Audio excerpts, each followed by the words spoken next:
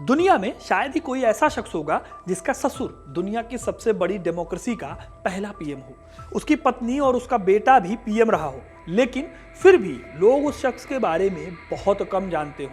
आज अगर आप भारत में किसी से पूछेंगे फिरोज गांधी के बारे में तो लोगों को सिर्फ एक नाम के तौर पर पता होगा। फिरोज गांधी इंडियन हिस्ट्री का वो चैप्टर है जिन्हें सबसे कम पढ़ाया गया। वो ना सिर्फ पंडित नेहरू के दामाद, इंदिरा गांधी के पति और राजीव गांधी के पिता थे, बल्कि वो एक ऐसे नेता थे जिन्होंने देश की पहली सरकार में मंत्री होते हुए भी कांग्रेस के घोटालों की पोल को खोल कर रख दिया था। आज के इस वीडियो में मैं आपको इन्हीं गुमनाम फिरोज गांधी की पूरी कहानी सुनाऊंगा। वीडियो को एंड तक जरूर देखिएगा, क्योंकि अपना इतिहास नहीं जानोगे तो खुद को कैसे पहचानोगे।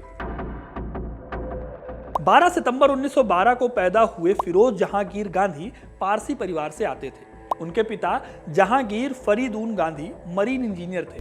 अब ध्यान देने वाली बात यह है कि उनके नाम में GANDHI वाला गांधी नहीं था, लेकिन बाद में उनका नाम बदला गया। इस पर मैं आपको आगे बताता हूं, लेकिन अभी कहानी पर आते हैं। फिरोज के पिता की बचपन में ही मौत हो गई थी। इसके बाद उन्हें उनकी मौसी ने संभाला, जो इलाहाबाद के लेडी डफरिन हॉस्पिटल में सर्जन थी।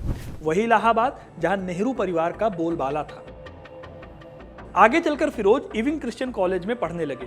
जब वो 18 साल के हुए तब उनका सामना हुआ दो ऐसी ताकतों से जिन्होंने उनकी लाइफ को पूरी तरह से बदल कर रख दिया। पहला था भारत की आज़ादी का आंदोलन और दूसरा था खुद नेहरू परिवार। वैसे तो फिरोज गांधी इंदिरा गांधी के पति थे, लेकिन नेहरू परिवार में वो सबसे पहले इंदिरा गांधी से नहीं बल्कि कमला नेहरू से मिले थे, जो पंडित जवाहरलाल नेहरू की पत्नी थी। फिरोज गांधी की जीवनी लिखने वाले बर्टिल फाक बताते हैं, एक बार जब कमला ब्रिटिश सरकार के खिलाफ नारे लगा रही थी तो फिरोज गांधी कॉलेज की दीवार पर बैठकर ये नज़ारा देख रहे थे। वो बहुत गर्म दिन था। अचानक कमला नेहरू बेहोश हो गई।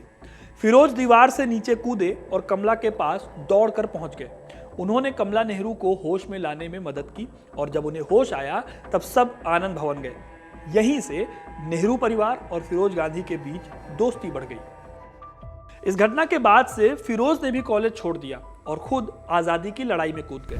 बर्टिल बताते हैं कि इसी टाइम में उन्होंने महात्मा गांधी के सम्मान में अपने सरनेम की स्पेलिंग बदलकर GANDHI ये वाला गांधी कर लिया। 1930 और 1932 और उसके बाद 1933 तक उन्हें पंडित नेहरू के साथ काम करने की वजह से जेल जाना पड़ा। इस तरह नेहरू खानदान में उनका उठना बैठना अच्छा खासा हो गया था। आनंद भवन में जाते जाते फिरोज की मुलाकात इंदिरा गांधी से भी हुई। पंडित नेहरू की बेटी फिरोज से 5 साल छोटी थी। 16 साल की उम्र में उन्होंने इंदिरा गांधी को प्रपोज किया था, लेकिन इंदिरा की मां कमला नेहरू ने इसके लिए मना कर दिया। इसके बाद 1937 में जब इंदिरा ने ऑक्सफोर्ड यूनिवर्सिटी में एडमिशन लिया, तब उस वक्त Feroze London School of Economics में पढ़ रहे थे। इस बीच पढ़ाई करते समय इंदिरा कई पॉलिटिकल मूवमेंट्स का हिस्सा बनी। इन आंदोलनों से फिरोज भी जुड़े हुए थे। एग्जाम्पल के लिए VK कृष्ण मेनन की लीडरशिप वाली इंडिया लीग में दोनों शामिल थे। कॉलेज के दिनों में ही दोनों के बीच नजदीकी बढ़ी और 1941 में जब दोनों वापस भारत आए तो शादी करने का फैसला कर लिया। नेहरू परिवार इंदिरा के इस फैसले से खुश नहीं था, लेकिन महात्मा गांधी के आशीर्वाद के बाद 26 मार्च 1942 को रामनवमी के दिन आनंद भवन में दोनों ने शादी कर ली। इस शादी के लोग इतने खिलाफ थे कि खुद महात्मा गांधी को इसके लिए अपील करनी पड़ी। फिरोज गांधी को कई अपमानजनक लेटर्स लिखे गए, जिनको ना लिखने की रिक्वेस्ट भी गांधी जी को करनी पड़ी थी। यह दौर सेकेंड वर्ल्ड वॉर का था और इस शादी के कुछ ही दिनों बाद देश में भारत छोड़ो आंदोलन शुरू हो गया, जिसके बाद नेहरू, गांधी समेत कांग्रेस के बड़े बड़े लीडर्स को जेल में बंद कर दिया गया। इसमें इंदिरा गांधी, फिरोज गांधी और पूरा नेहरू परिवार एक साथ रहे। जब देश आजाद हुआ तो फिरोज रायबरेली से सांसद बने। ये वो दौर था जब कांग्रेस के खिलाफ विपक्ष में कोई था ही नहीं। ऐसे में फिरोज गांधी वो आवाज थे जो सरकार में रहते हुए भी सरकार के खिलाफ और पार्टी के खिलाफ आवाज उठाते रहते थे। उनके इन कामों का नतीजा ये हुआ कि फिरोज गांधी ने कांग्रेस के कई स्कैम उजागर किए। साल 1958 में उन्होंने संसद में LIC के स्कैम का पर्दाफाश किया था। उन्होंने बताया कि भारतीय जीवन बीमा निगम ने सरकार के बड़े अधिकारियों के कहने पर हरिदास मुंदड़ा की 6 ऐसी बीमार कंपनियों में अच्छा खासा इन्वेस्ट किया जो दिवालिया होने की कगार पर थी। हरिदास एक सस्पिशियस बिजनेसमैन थे। फिरोज गांधी के इस खुलासे के बाद फाइनेंस मिनिस्टर TT कृष्णमाचारी को इस्तीफा देना पड़ा था और ये नेहरू के बहुत अच्छे दोस्त थे। मुंदड़ा केस में फिरोज गांधी ने नेहरू को इतना क्रिटिसाइज किया कि लोग ये कहने लगे कि सरकार में रहते हुए भी विपक्ष के असली नेता तो फिरोज गांधी ही हैं। लेकिन ये उनका पहला खुलासा भी नहीं था दोस्तों।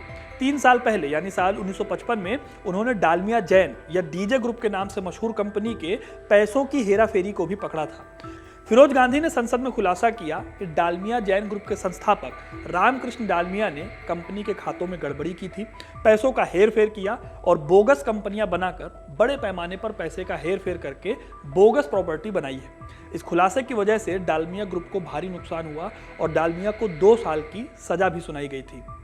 इस बीच इंदिरा गांधी और फिरोज गांधी दोनों के रिश्तों में पर्सनल और पॉलिटिकल थॉट्स लगातार मिक्स हो रहे थे, जिसका रिजल्ट होता था झगड़ा। इसका अगर एक एग्जांपल मैं आपको दूं तो 1959 में जब इंदिरा गांधी ने केरल की सरकार को गिराया तो दोनों के बीच तीखी नोकझोंक हुई। इस कदम के सबसे बड़े विरोधियों में फिरोज गांधी भी थे, जिन्होंने इस पर इंदिरा गांधी को फांसीवादी तक कह दिया था। यह तब की बात है जब नेहरू जिंदा थे। इंदिरा तरक्की की सीढ़ियां चढ़ते हुए कांग्रेस की अध्यक्ष बन गई थी। उनके इन कामों का असर इंदिरा और फिरोज की शादी पर भी पड़ा। दोनों की शादी खराब हो गई थी। 1958 में इंदिरा ने अपना घर छोड़ दिया और पंडित नेहरू के पास रहने चली आई।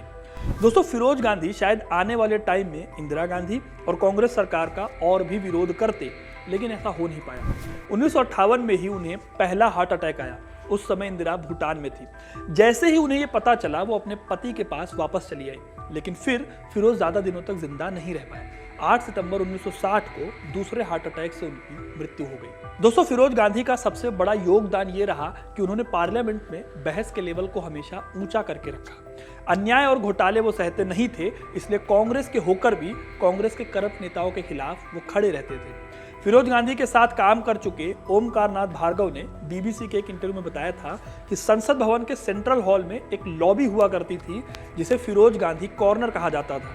वहां फिरोज गांधी और दूसरे सांसद बैठकर बाकायदा बहस की रणनीति बनाते थे। इतना बड़ा नेता होने के बावजूद दोस्तों, आज भी फिरोज गांधी के बारे में लोग बहुत कम जानते हैं। जहां नेहरू, इंदिरा गांधी और राजीव गांधी के नाम पर इतने इंस्टीट्यूट और इतनी सारी योजनाएं हैं, स्कीम्स हैं, वहीं फिरोज गांधी का नाम बहुत ही कम इस्तेमाल हुआ है।